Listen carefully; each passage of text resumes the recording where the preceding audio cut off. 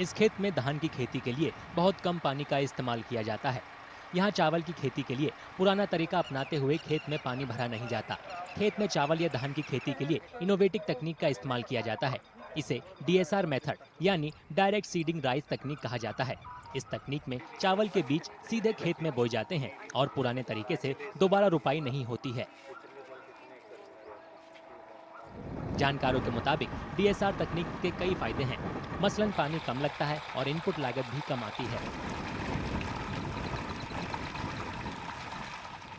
पंजाब में आपको भी पता है पानी का लेवल नीचे जा रहा है, तो डीएसआर करेंगे तो कम से कम, ज़्यादा नहीं मैं बोलूँगा, 20-25% पानी की बचत हो जाती है। हम उस कोशिश में लगे हुए हैं।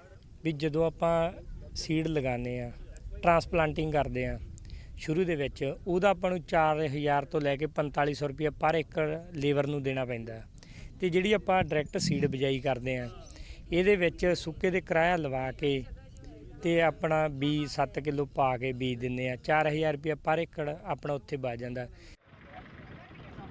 डीएसआर तकनीक से सिंचाई के लिए पानी 25 से 30% कम लगता है। इससे पर्यावरण को भी फायदा पहुंचता है। डीएसआर तकनीक से खेती के दौरान खेतों में पानी नहीं भरा जाता। इससे मीथेन जैसी ग्रीन हाउस गैसों का निकलना भी 30% तक कम हो जाता है। This also has a beneficial effect on emissions in terms of greenhouse gases.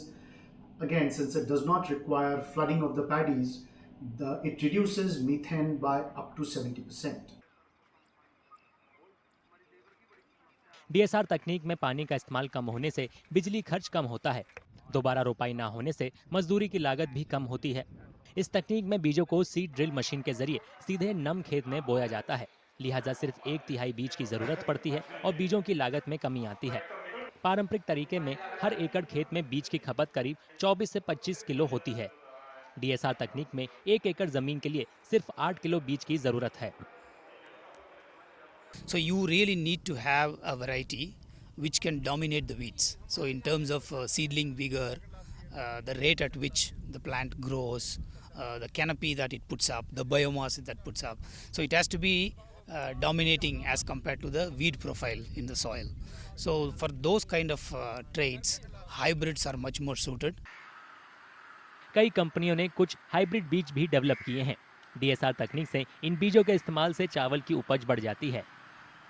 DSR तकनीक में फसल की कटाई 7 से 15 दिन पहले हो जाती है। इससे किसानों को पराली मैनेजमेंट के लिए ज्यादा वक्त मिलता है और पराली जलाने की घटनाओं में भी कमी आती है। देश भर में करीब 360 लाख हेक्टेयर खेत में धान की खेती होती है।